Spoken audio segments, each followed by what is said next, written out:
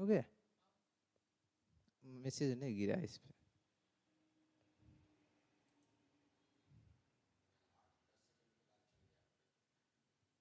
आने देते, अब आया ना मोबाइल में।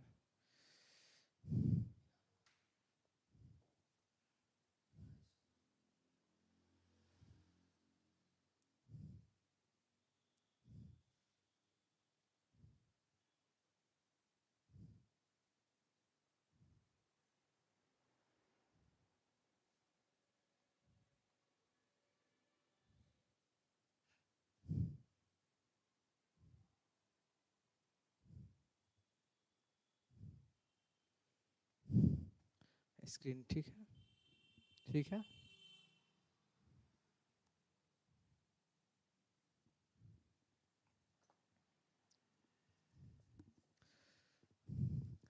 तो जय हिंद प्यारे बच्चों, कैसे हैं आप सभी। उम्मीद करते हैं आप सभी अच्छे होंगे, स्वस्थ होंगे, मस्त होंगे और अपनी पढ़ाई बहुत ही जबरदस्त तरीके से कर रहे होंगे।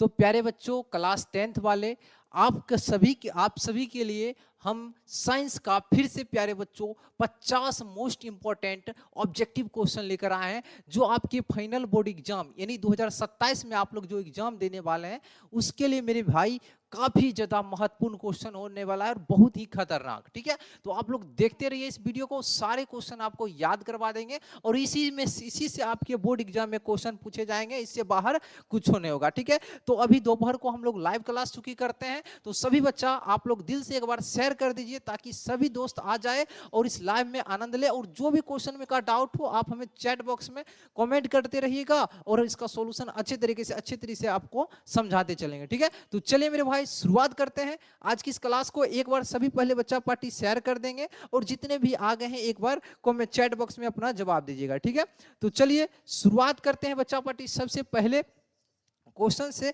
क्या है आपका सबसे पहला क्वेश्चन, आप सभी एक बार मेरे भाई शेयर कर दीजिएगा। ठीक है, तो चलिए सबसे पहले क्वेश्चन से शुरुआत करते हैं। तो चलिए आ गया है आपके स्क्रीन पर सबसे पहला क्वेश्चन और बताइएगा इसका जवाब क्या होगा।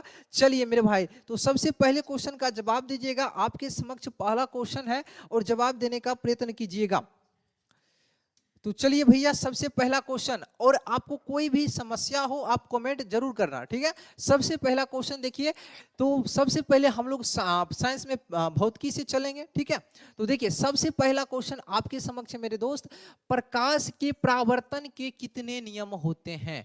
बताना है मेरे भाई, प्रकाश के परावर्तन के कितने नियम होते हैं। तो आपका जवाब आएगा सर प्रकाश के परावर्तन के 2 नियम होते हैं। Option number B is right answer. चलो सेकेंड क्वेश्चन का जवाब देना है। क्वेश्चन सेकेंड है आपका, अवतल दर्पण की फोकस दूरी उसकी वक्रता त्रिज्या की होती है। अवतल दर्पण की जो फोकस दूरी होती है एफ, उसकी वक्रता त्रिज्या की क्या होती है। वक्रता त्रिज्या की देखिए क्या होती है, आधी होती है। ऑप्शन नंबर आपका बी आपका सही जवाब होगा। ठीक है मेरे भाई, एक बार शेयर कर दीजिएगा सभी और एक बार अधिक से अधिक आप सभी लाइक कीजिए। चलिए बहुत सारे स्टूडेंट जुड़ चुके हैं हमारे साथ। चलिए स्वागत है रजनीश जी, सर प्रणाम, बिल्कुल आशीर्वाद खूब सारा। चलिए सेकेंड तीसरा क्वेश्चन का जवाब दीजिएगा। स्पष्ट दृष्टि की न्यूनतम दूरी क्या होती है। स्पष्ट दृष्टि की न्यूनतम दूरी जो होती है मेरे दोस्त कितना होती है, 25 centimetre. Option number A is right answer, 25 centimetre. ठीक है, चलिए अगला क्वेश्चन की ओर बढ़ते हैं भाई। 4 नंबर प्रश्न का जवाब दीजिएगा। बच्चा पार्टी आपका 4 नंबर देखिए क्वेश्चन, और सारा क्वेश्चन देख रहे हैं आपके बोर्ड एग्जाम में पूछा गया है, तो हल्का मचा के आप सभी को आना है। तो 4 का जवाब दीजिएगा मेरे दोस्त। मानव नेत्र में किस प्रकार का लेंस पाया जाता है। जो हमारी जो आंखें हैं इसमें कौन सा लेंस रहता है। तो आपका जवाब आएगा सर इसमें उत्तल लेंस रहता है। कौन सा लेंस रहता है, उत्तल लेंस होगा। Option number A is right answer. अगला सवाल है आपका भाई, विद्युत धारा का ऐसा मात्रक क्या होता है। सर विद्युत धारा का ऐसा मात्रक जो होता है ना, ऐसा मात्रक आपका एम्पियर होता है। सर ऑप्शन नंबर आपका सी होगा, विद्युत धारा का ऐसा मात्रक एम्पियर होता है। चलो अगला क्वेश्चन है आपका, विभवांतर मापने वाले यंत्र को क्या कहा जाते हैं। विभवांतर मापने वाले यंत्र को क्या कहते हैं। आमीटर, वोल्ट मीटर, गैल्वेनोमीटर या फिर वोल्टामीटर। तो विभवांतर मापने वाले यंत्र को क्या कहते हैं मेरे भाई, जल्दी से बताओ। 6 का जवाब आप सभी का हम जवाब देख रहे हैं मेरे भाई। चलिए तो विभवांतर मापने वाले यंत्र को बताइए, क्या कहते हैं दोस्त? बिल्कुल सही जवाब volt meter, option number B हो जाएगा वोल्ट मीटर। प्रतिरोध का एसआई मात्रक क्या होता है? प्रतिरोध का एसआई मात्रक जो होता है मेरे दोस्त क्या होता है? प्रतिरोध का एसआई मात्रक ओम होता है। क्या होता है मेरे दोस्त? ओम होता है, ओम। और ओम का संकेत ऐसे होता है, ठीक है, ओम। चलो अगला क्वेश्चन देखते हैं मेरे दोस्त, 8 नंबर, जवाब दीजिएगा प्रश्न संख्या 8। क्या है आपका? किस लेंस को अभिसारी लेंस कहा जाता है? जवाब दीजिएगा, जवाब दीजिएगा मेरे दोस्त ऋषि रजनीश जी। किस लेंस को अभिसारी लेंस कहा जाता है? जल्दी से बताइएगा, किस लेंस को अभिसारी लेंस कहा जाता है? तो आंसर होगा मेरे दोस्त उत्तल लेंस को। किस लेंस को अभिसारी लेंस कहते हैं? तो उत्तल लेंस को अभिसारी। और किस लेंस को अपसारी लेंस कहते हैं? तो अवतल लेंस को, ठीक है। चलिए अगला, किस दर्पण का उपयोग वाहनों के पश्च दृश्य यानी साइड मिरर दर्पण के रूप में करते हैं? किस दर्पण का उपयोग हम लोग वाहनों के पश्च दृश्य दर्पण के रूप में करते हैं? जवाब दीजिएगा मेरे दोस्त, और अधिक से अधिक शेयर कीजिए। सभी बच्चा पार्टी आप सभी का जवाब देख रहे हैं रजनीश जी, और अधिक से अधिक शेयर कीजिए, ठीक है। किस दर्पण का उपयोग हम लोग पश्च दृश्य दर्पण के रूप में करते हैं? तो ये आपका है उत्तल दर्पण। किसका? उत्तल दर्पण। अगला बताइए, 1 किलोवाट घंटा किसके बराबर होता है? 1 किलोवाट घंटा किसके बराबर होता है? 3.6 गुने 10 की घात 6, 10 की घात 6। ऑप्शन नंबर आपका क्या होगा? आपका ए नंबर होगा, 3.6 गुने 10 की घात 6 जूल, जूल। चलो बच्चा पार्टी अगला सवाल, विद्युत बल्ब का तंतु किस धातु का बना होता है? कहिएगा सर फिलामेंट का बना होता है। हाँ ना, विद्युत बल्ब का तंतु किसका बना होता है? टंगस्टन का। विद्युत बल्ब का तंतु किसका बना होता है? टंगस्टन का। चलो अगला क्वेश्चन, आ जाओ भाई, अगला क्वेश्चन है आपका 12। चलो भाई एक बार शेयर कर दो, अधिक से अधिक शेयर करो। बताओ 12 नंबर का देखो दोस्त, स्पेक्ट्रम प्राप्त करने के लिए किसका उपयोग किया जाता है? आपको स्पेक्ट्रम प्राप्त करना है तो किसका उपयोग करोगे? जल्दी से बताओ, कांच की सीली का, अवतल दर्पण का, उत्तल लेंस का, या प्रिज्म का? तो आप कहोगे सर हम इसमें प्रिज्म का प्रयोग करेंगे, प्रिज्म का, ऑप्शन नंबर डी। अगला देखो, निकट दृष्टि दोष को दूर करने के लिए किस लेंस का उपयोग होता है? निकट दृष्टि दोष को दूर करने के लिए किस लेंस का उपयोग होता है? अवतल लेंस का प्रयोग करते हैं दोस्त, अवतल लेंस का। याद करने का ट्रिक है, इसमें 3 अक्षर है तो 4 अक्षर वाला अवतल लेंस, ठीक है, और दूर के लिए उत्तल लेंस।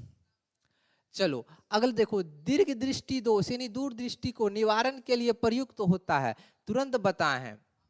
तो दूर दृष्टि के दोष को दूर करने के लिए मेरे दोस्त उत्तल लेंस का प्रयोग करते हैं, उत्तल लेंस का प्रयोग करते हैं। बहुत ही अच्छा, बहुत सारे स्टूडेंट का जवाब दे रहे हैं, हम एक बार देख लेते हैं, ठीक है। नीरज जी बताइए, अधिक से अधिक दोस्तों को शेयर कीजिए सभी बच्चा पार्टी, ठीक है। चलिए अगला क्वेश्चन की ओर बढ़ते हैं। सर्च लाइट का परावर्तक सतह होता है, सर्च लाइट का परावर्तक सतह होता है उत्तल अवतल, समतल, उत्तल अवतल दोनों। बताइएगा ऋषि जी, सर्च लाइट का परावर्तक सतह क्या होता है? जल्दी से बताइएगा। बिल्कुल, तो आपका क्या होगा? सर्च लाइट का परावर्तक सतह अवतल होता है, अवतल होता है। चलिए, स्वर कुकर के लिए कौन सा दर्पण का उपयोग उपयुक्त होता है? तो इसमें हम लोग बच्चा पार्टी अवतल दर्पण का प्रयोग करते हैं, ठीक है। विद्युत फ्यूज विद्युत धारा के किस प्रभाव पर काम करता है? तो ये आपका उष्मीय प्रभाव पर काम करता है। डायनेमो से किस प्रकार की धारा प्राप्त होती है? डायनेमो से किस प्रकार की धारा प्राप्त होती है? बताइएगा बच्चा पार्टी, क्या लगा रहे हैं? डायनेमो से किस प्रकार की धारा प्राप्त होती है? तो डीसी करंट और एसी करंट दोनों, यानी दिष्ट धारा और प्रतिवर्ती धारा दोनों। ऑप्शन नंबर आपका सी होगा, ए और बी दोनों। चलो आओ 19 नंबर, विद्युत चुंबक बनाने के लिए प्रायः किस पदार्थ के क्षार का उपयोग होता है? विद्युत चुंबक बनाने के लिए प्रायः किस पदार्थ के क्षार का उपयोग होता है? जल्दी से बताओ, किसका प्रयोग करते हैं मेरे दोस्त? 19 का जवाब देना है सभी बच्चा पार्टी को। चलिए नीरज जी बताइए। तो इसमें हम लोग भाई नर्म लोहा का प्रयोग करते हैं। किसका प्रयोग करते हैं? तो नर्म लोहा का प्रयोग करते हैं, ठीक है। चलिए फैन चलाइए सर इसको। अगला 20 नंबर आपका है, ओम के नियम का गणितीय रूप क्या है? ओम के नियम का गणितीय रूप क्या है? V बराबर होता है आपका IR। क्या होता है बने भाई? V बराबर IR होता है। Option number B. किसी माध्यम के अपवर्तनांक का मान क्या होता है? तो इसका मान होता है मेरे दोस्त साइन आई बट्टे साइन आर। क्या होता है? साइन आई बट्टे साइन आर होता है। बहुत ही अच्छे मेरे दोस्त। अगला क्वेश्चन, लेंस की क्षमता का एसआई मात्रक क्या होता है? तो सर कहिएगा, लेंस की क्षमता का एसआई मात्रक डायोप्टर होता है। ऑप्शन नंबर आपका सी हो जाएगा सर, डायोप्टर। ठीक है बच्चा पार्टी, जो नए बच्चे हो, प्यारे बच्चे हो, अच्छे बच्चे हो, आप लोग चैनल को सब्सक्राइब कर लेना, अधिक से अधिक आप लोग दोस्तों को शेयर कीजिए। ठीक है, और वीडियो को यार लाइक कर दीजिए, अगर आपको अच्छा लग रहा है तो लाइक जरूर करना है आपको। ठीक है, चलो 23 नंबर, दाढ़ी बनाने में कौन सा दर्पण का उपयोग करते हैं हम लोग? दाढ़ी बनाने में कौन सा दर्पण का प्रयोग करते हैं? बहुत इजी सवाल, तो इसका बताना है जवाब। सभी बच्चा पार्टी को जल्दी से बताइएगा, हम आपका कमेंट देख रहे हैं बिल्कुल। तो दाढ़ी बनाने में हम लोग किसका प्रयोग करते हैं मेरे दोस्त? अवतल दर्पण का। ठीक है, ENT सब में ये आपका अवतल। निर्वात में प्रकाश की चाल होती है, निर्वात में प्रकाश की चाल 3 गुने 10 की घात 8 मीटर प्रति सेकेंड होता है। सो ऑप्शन नंबर है आपका ऑप्शन नंबर ए, 3 गुने 10 टू द पावर 8 मीटर पर सेकेंड। चलो बच्चा पार्टी बताओ 25 का जवाब आपका क्या होगा? तारों के टिमटिमाने का कारण क्या है? तारे के टिमटिमाने का कारण क्या है? जवाब देना है बच्चा पार्टी आपको, जल्दी से, हम आपका जवाब देख रहे हैं। चलिए बहुत बढ़िया नीरज जी, बहुत अच्छा आप कर रहे हैं। चलिए 25 का जवाब मारिए बच्चा पार्टी। इसका कारण है वायुमंडलीय अपवर्तन। तारों के टिमटिमाने का कारण क्या है? वायुमंडलीय अपवर्तन। श्वेत प्रकाश कितने रंगों के मेल से बना होता है? तो कहिएगा सर ये 7 रंगों के मेल से बना होता है। किस वर्ण का तरंगदैर्ध्य सबसे अधिक होता है? कहिएगा सर लाल का सबसे अधिक होता है। विद्युत जनित्र किस सिद्धांत पर आधारित है? विद्युत जनित्र किस सिद्धांत पर आधारित है? बताइएगा बच्चा पार्टी। बहुत ही अच्छा, आपका सही जवाब है 28 का जवाब दीजिए बिल्कुल। नीरज कुमार जी बताइए, विद्युत जनित्र किस सिद्धांत पर आधारित है? तो ये आपका है विद्युत चुंबकीय प्रेरण पर। किस पर? विद्युत चुंबकीय प्रेरण पर। लघु पथन यानी शॉर्ट सर्किट के समय परिपथ में विद्युत धारा का मान क्या होता है? लघु पथन के समय यानी शॉर्ट सर्किट के समय विद्युत धारा का मान क्या होता है? बताइएगा बच्चा पार्टी जल्दी से। बिल्कुल बिल्कुल सही जवाब, आपका सही जवाब है लघु पथन यानी शॉर्ट सर्किट के समय उसमें करंट यानी परिपथ में यानी सर्किट में विद्युत धारा का मान बहुत अधिक बढ़ जाता है ना, बहुत अधिक बढ़ जाता है। बहुत ही अच्छे। बताओ दोस्त, पवन विद्युत जनित्र में पवन की चाल कम से कम कितनी होनी चाहिए? पवन विद्युत जनित्र में पवन की चाल कम से कम कितनी होनी चाहिए? बताइएगा बच्चा पार्टी, आपका सही जवाब क्या होने वाला है? आपका वेट कर रहे हैं, बताइए। बिल्कुल नीरज जी बिल्कुल सही जवाब दे रहे हैं। आपका क्या हो जाएगा? पवन विद्युत जनित्र में पवन की चाल कम से कम जो होती है 15 किलोमीटर पर आवर होती है, 15 किलोमीटर पर आवर। नाभिकीय ऊर्जा प्राप्त करने हेतु आवश्यक क्या है? नाभिकीय ऊर्जा प्राप्त करने हेतु आवश्यक क्या है? Helium, chromium, uranium, aluminium. तो मारिए आपका क्या होगा? यूरेनियम। क्या होगा? Uranium you. अनवीकरणीय ऊर्जा का स्रोत क्या है? पवन, कोयला, जल, सूरज। तो अनवीकरणीय ऊर्जा का स्रोत बताना है जल्दी से मेरे प्यारे बच्चे, बताइए। तो इसका स्रोत क्या है? तो कोयला है। क्या है मेरे दोस्त? कोयला है। अच्छा लग रहा है मेरे दोस्त, लाइक कर देना, और चैनल पर नए हो तो सब्सक्राइब यार जरूर कर लेना, ठीक है? क्योंकि आपको इस चैनल पर ऑल सब्जेक्ट की तैयारी बिल्कुल फ्री ऑफ कॉस्ट करवाया जाता है, और हम आपके लिए सब्जेक्टिव भी क्वेश्चन लाएंगे जो आपके बोर्ड एग्जाम में हूबहू मिलेगा, ठीक है? चलिएगा, उत्तल लेंस की क्षमता होती है, बताइए। उत्तल लेंस की क्षमता होती है ऋणात्मक, धनात्मक, शून्य, ए और बी दोनों। जल्दी से जवाब दीजिए बच्चा पार्टी, क्या होगा? बिल्कुल बहुत ही अच्छा। उत्तल लेंस की क्षमता जो होती है वो आपका पॉजिटिव होती है, धनात्मक। अवतल लेंस की क्षमता बताइए। अवतल लेंस की क्षमता बच्चा पार्टी बताइए क्या होगा? बहुत ही अच्छा। क्या होगा, अवतल लेंस का हो जाएगा क्षमता निगेटिव और उत्तल लेंस की पॉजिटिव। वास्तविक प्रतिबिंब की प्रकृति कैसी होती है, तो यह उल्टा होता है। क्या होता है बच्चा पार्टी, उल्टा होता है। चलो हम लोग अब रसायन विज्ञान केमिस्ट्री से कर लेते हैं कुछ क्वेश्चन, बहुत ही मजा आएगा आप में आपको। संगलित साधारण नमक का सूत्र क्या होता है, तो कहेगा बच्चा पार्टी सर NaCl होता है। क्या होता है, NaCl।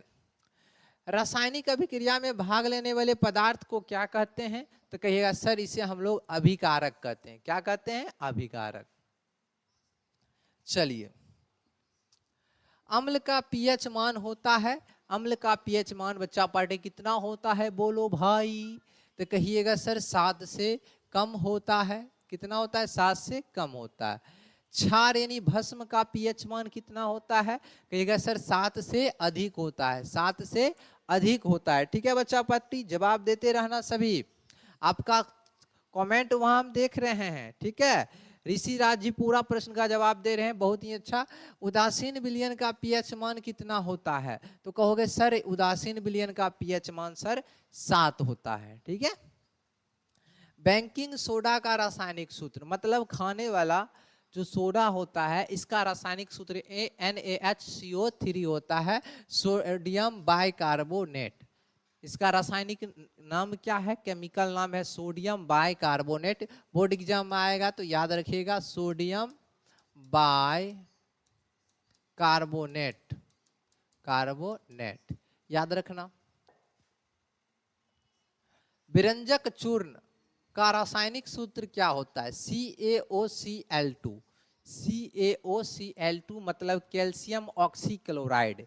इसका रासायनिक नाम पूछे, कैल्शियम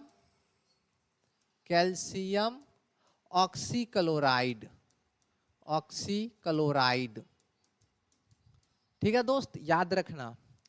प्लास्टर ऑफ पेरिस का सूत्र क्या होता है, तो सर बोलोगे CaSO4 इंटू हाफ H2O होता है। ऑप्शन नंबर आपका हो जाएगा बी। और जिप्सम का सूत्र याद रखना, CaSO4 इंटू 2H2O, जिप्सम परीक्षा में आता है मेरे दोस्त, याद रखना।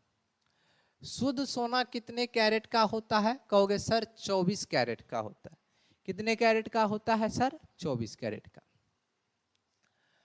कमरे के ताप पर द्रव अवस्था में रहने वाली अधातु क्या है, जो कि कमरे के ताप पर द्रव अवस्था में अधातु, तो मेरे दोस्त वह है, कौन सा है, बोलो ना। कहोगे सर ब्रोमीन है। कौन सा है सर, ब्रोमीन है। बताओ, अधातु पूछे, अधातु पूछे ब्रोमीन, अधातु पूछे पारा यानी मरकरी Hg। ठीक बा, ठीक बा। चलिए, कमरे के ताप पर द्रव अवस्था में रहने वाली धातु, धातु पूछे तो पारा यानी mercury Hg, option number A. ठीक बा हो, कहो ठीक बा हो। सबसे कठोर प्राकृतिक पदार्थ कौन बा हो, तो कहिएगा हीरा बा हो, ऐसी ऑप्शन नंबर सी, याद रखना है। चलिए, सक्रियता श्रेणी में सबसे अधिक क्रियाशील धातु कौन है, तो भैया याद रखना है सक्रियता श्रेणी धातुओं की, तब न बताइएगा कौन ज्यादा रेडियो सॉरी कहते रिएक्शन करेगा, सक्रियता किसका है, तो सब आपको तत्व याद रखना पड़ेगा कौन कौन है। एक बार बता दे, आप लोग लिख लीजिएगा, बोलिए, लिख लेंगे सर। तो पहले नंबर पर आपको याद रखना है, क्या याद रखिएगा जानते हैं, एक नंबर पर होता है आपका होता है पोटेशियम। कौन होता है, पोटेशियम। उसके बाद क्या होता है, तो कहिएगा सर पोटेशियम के बाद क्या होता है, हम भूल गए। तो पोटेशियम के बाद होता है आपका कैल्शियम। क्या होता है, कैल्शियम।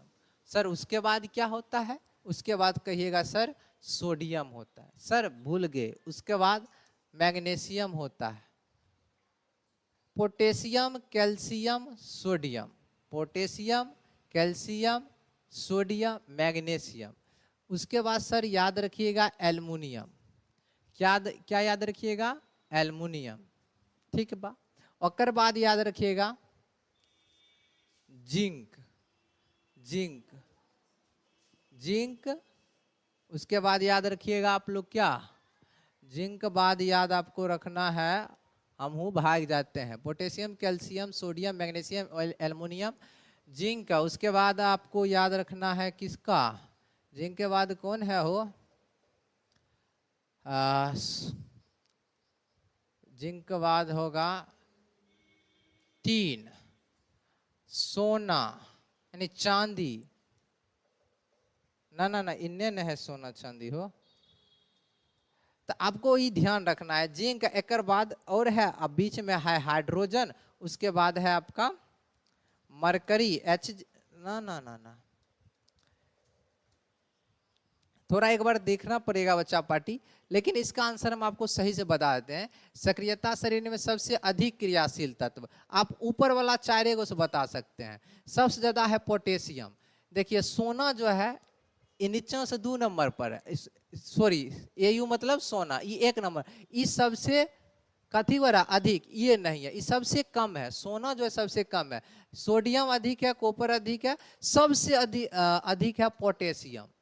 सबसे अधिक कौन है, पोटेशियम, 1 नंबर में बता ही दिए, 1 नंबर वाला है पोटेशियम। ऐसे 9-10 को धातु है, उसको याद रखना है ऊपर से, ठीक है, ऊपर वाला सबसे ज्यादा क्रियाशील तत्व होता है, ठीक है, बीच वाला थोड़ा माथा से भाग गया, ठीक है, कितने चीज याद रखेंगे, फिर याद हो जाएगा पढ़ते पढ़ते, फिर कभी बता देंगे।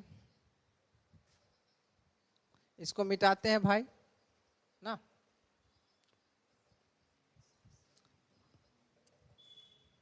चलो अगला सवाल, सीसा और टीन के मिश्र धातु को क्या कहते हैं, सीसा और टीन के मिश्र धातु को सोल्डर कहा जाता है, सोल्डर। अगला आते हैं भाई, मीथेन अणु में कितने सहसंयोजक बंध होते हैं, देखो मीथेन CH4 इसका संरचना बनाओ, 1 2 3 4 को हाइड्रोजन लगाओ, तो देखो ना कितने सहसंयोजक बंधन है, 1 2 3 4, ऑप्शन नंबर मारो बी, ठीक है। चलो अगला सवाल, एल्केन श्रेणी का सामान्य सूत्र क्या होता है, CnH2n+2 होता है, ऑप्शन नंबर मेरे दोस्त ए मारो। एल्कीन श्रेणी का सामान्य सूत्र क्या होता है, कहिएगा भैया CnH2n होता है, मारो option number B for Bengal.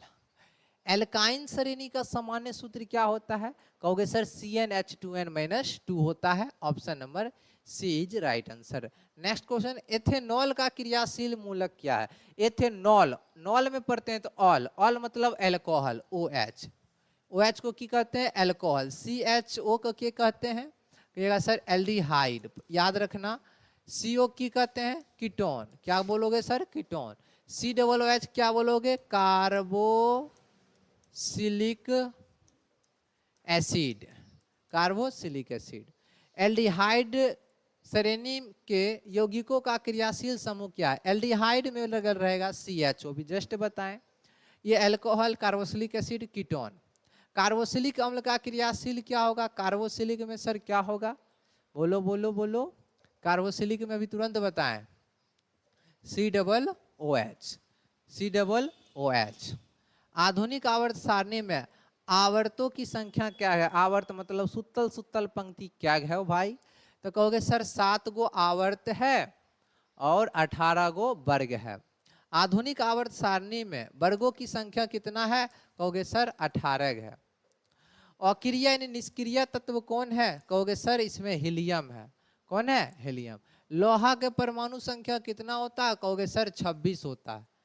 जंग का रासायनिक सूत्र क्या होता है, जंग धरना, कहोगे सर Fe2O3 into XH2O, मतलब कि यहाँ पर जत्ते पानी रहेगा वह जंग सूत्र, option number A is right answer.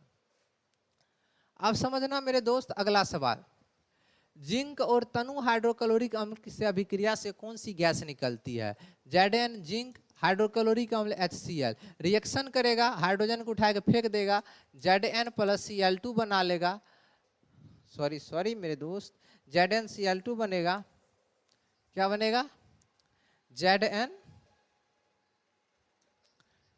ZnCl2 plus hydrogen gas निकलेगा। तो वही पूछ रहा है कौन सी गैस निकलती है, तो कहोगे सर हाइड्रोजन गैस निकलता है। सिरका में कौन सा अम्ल पाया जाता है, तो कहोगे सर सिरका में एसिटिक अम्ल पाया जाता है। और परीक्षा में इस बार आएगा एसिटिक अम्ल का सूत्र क्या होता है, कहोगे CH3COOH होता है, याद रखोगे।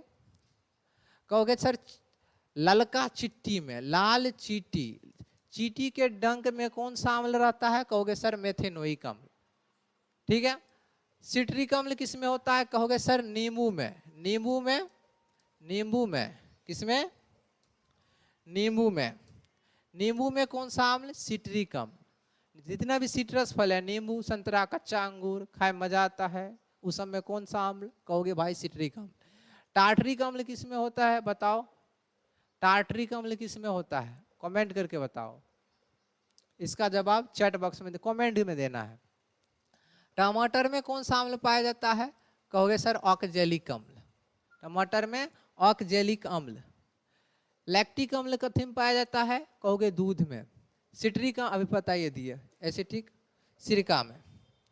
अगला, खट्टे दूध दही में कौन सा अम्ल पाया जाता है, अभी बताएं लैक्टिक अम्ल, कहाँ है, ऑप्शन सी।